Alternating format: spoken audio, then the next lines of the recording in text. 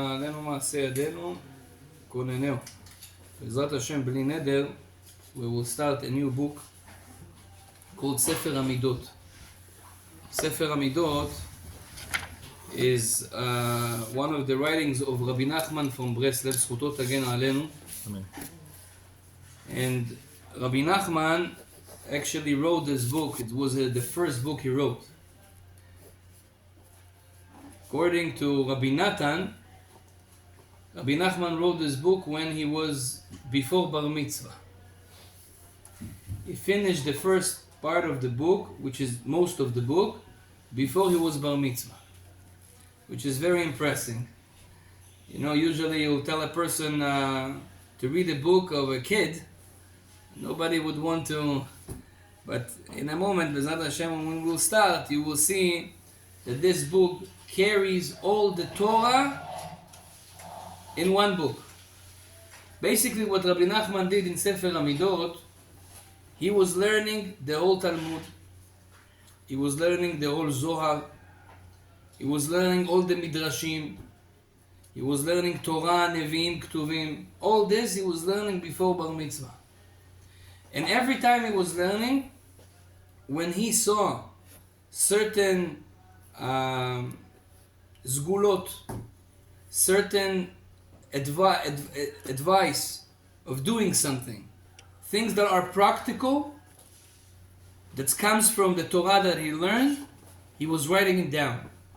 So for him, he basically didn't write it for people, he wrote it for himself, to remind himself the practical advice that give our sages in all those midrashim and different deep understanding that he understood from the Torah that he learned. And Baruch Hashem, this book, Rabbi Natan says that when he read this book, he says, this book made me a Jew. That's what he says. הספר הזה עשה אותי יהודי. So, בעזרת השם, בלי נדר, I think it's a good time between Mincha and Arvit to say different insights from the book. The book is called also in the Breslev world, it's called the Alpha Beta. Why? Because Rabbi Nachman put it in the order of Aleph Bet. So he starts with different subjects that starts with the letter Aleph. So for example, the first subject is Emet, truth. And the second one is, let's see,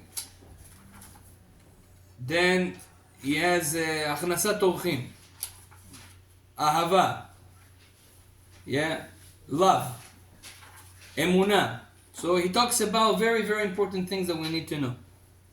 So בעזרת השם נעשה ונצליח, we're starting today, Aleph, אמת. מי שרוצה לדבק את עצמו בהשם יתברך, עד שילך במחשבתו מהיכל אל היכל ויראה את ההיכלות בעיני השכל, ישמור את עצמו מלומר שקר אפילו בטעות. Rabbi Nachman says, if you want to be close to Hashem, and you want to reach high levels of spirituality, to go from Hechal to Hechal, to one place to another place, in the spiritual world, each one of us can reach those levels. He says, if you want to reach high levels in spirituality in Torah, you should be careful to not say a lie, even by mistake. Means truth, saying only the truth, it's one of the Yesodot. Yesodot is principles, foundations, yeah. One of the foundations of being a righteous person, a tzaddik. First of all, don't say a sheker. We know the famous story about Rabbi Chia, that he had a very bad wife, and his wife, unfortunately, she was always doing the opposite of what he wanted in every area. So the Gemara brings an example with food. If he would ask for a certain type of food, she would do the opposite. He wants rice, she will do pasta. If he wants tea, she would do coffee. Always the opposite, bechavana, by purpose. That's what a wife he had.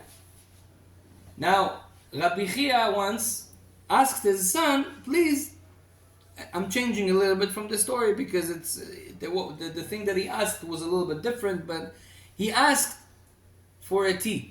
He says, please tell your mom that I want a tea. So he went to the mom and he told her, Ima, Abba wants coffee. Abba didn't say coffee, he said tea, but the kid already knows that she does opposite. So he says, okay, I'm going to tell her coffee, so what she's going to do? She's going to make you tea. So, and at the end, he gave her a tea. He gave him a tea.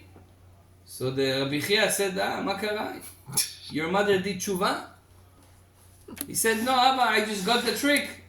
I told her the opposite thing, and she gave you what you want. So then he took him and he told him, ya ibni, my son, I understand that you had a good intention, but you teach your tongue to speak, to say a lie. And that's not correct. Even when you have a good intention, to say a lie, that's not good. Like R.Nachman says here, if you want to be a tzaddik, you want to go in higher level in spirituality, and to feel God, and to be with God, davuk means together. This is a condition. You have to make sure you don't say any lie, even by mistake. So that's one thing. However, number 2 says Rabbi Nachman, mutar leshanot bidvar hashalom. However, they don't say to lie. They say you can change from the truth when it comes to bringing peace. So if you have a situation that if you're going to say all the truth like it is, there's going to be a machloket, an argument. People are going to fight. One second. That's why you should lechatchila, b'diavad, en ma lasot, you have no other choice. You're allowed to change. What is change? Don't lie. Try to change it in a way that there will not be an argument, and try to minimize the lie as much as possible. So shalom is one of the exceptions that there you can say different than the truth. Ken Chaviv, what's your question?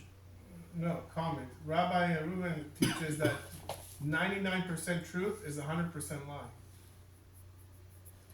99% truth is a 100% lie. אם אתה אומר 99% מהאמת, אתה 100% משקר. Okay, I understand what you're saying, because even 1% of not saying the truth is basically a lie. I understand the philosophy behind it. However, we said that in certain cases like shalom, you need to change. We see it an example from HaKadosh Baruch Hu. We all know this example. When Sarah was laughing, right? And saying, how can I have a child? My husband is old. She didn't believe that God told her, you're going to have a child. She says, my husband is old. When God approached to Abraham, and he tells him, Abraham, why did your wife laughing and saying that she cannot have children because she is old? So look what God do. God changes. The truth is that she says that Abraham is old. Well, she says, I'm old and my husband is old.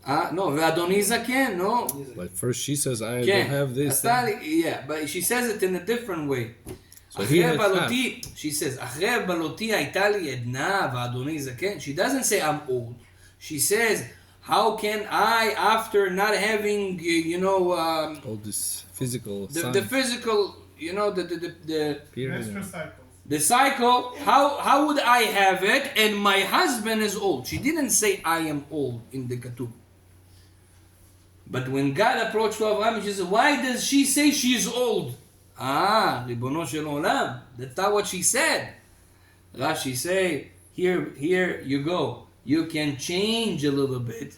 Because if he would say to Abraham, you know what Sarah told about you? She said you're old.